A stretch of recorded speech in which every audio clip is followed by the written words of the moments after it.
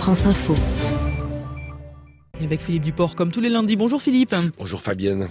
Philippe, on sait bien que certains emplois ne trouvent pas preneur. Voilà un exemple édifiant, en tout cas, celui d'un employeur qui propose 150 CDI à plein temps avec une voiture de fonction mise à disposition. Et ce monsieur n'arrive pas à attirer plus de 80 candidats, ou presque candidates, j'ai envie de dire. D'ailleurs, c'est dans le secteur des services à la personne que ça se passe.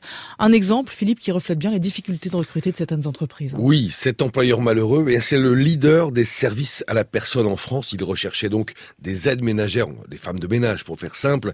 Et 6 mois après avoir lancé son appel à candidature, il n'en était qu'à 85 candidats intéressés pour les 150 postes proposés.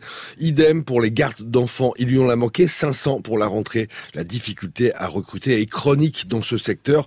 Plus d'un recrutement sur 2 est considéré comme difficile et près de 9 chefs d'entreprise sur 10 déclarent rencontrer des difficultés à embaucher. Voilà, ce qui reste quand même étrange, évidemment, quand tant de gens cherchent du travail. Oui, et il y a quand même plusieurs explications à ça. D'abord, ce sont souvent des contrats avec un faible volume d'heures. Garde d'enfants, c'est souvent un métier de complément. Et puis, le système des seuils fait qu'on n'a souvent pas intérêt à travailler trop parce que sinon, on perd des aides locales comme les transports publics gratuits ou les aides au logement. Du coup, beaucoup préfèrent travailler mi-déclaré, mi-au noir. C'est ce qu'on appelle le travail gris.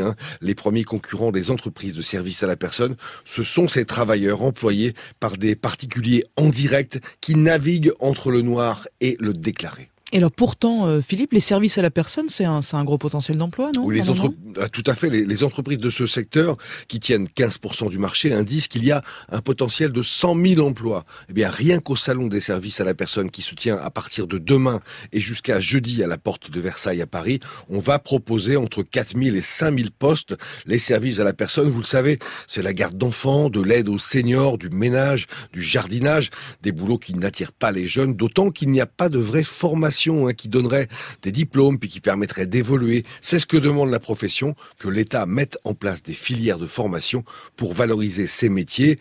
Des professions qui ne peuvent du reste que se développer, notamment parce que la population continue de vieillir et que le travail des femmes est toujours aussi important, mais des professions qui sont freinées dans leur expansion par des difficultés à recruter. Le même leader du marché qui me disait qu'il était en forte croissance, plus 15% par an, même s'il arrivait à embaucher, mais s'il arrivait en revanche à embaucher autant qu'il le voudrait, c'est 7 à 8 points de croissance en plus qu'il pourrait réaliser. C'est mon boulot et Philippe Duport sur France Info tous les lundis. Merci.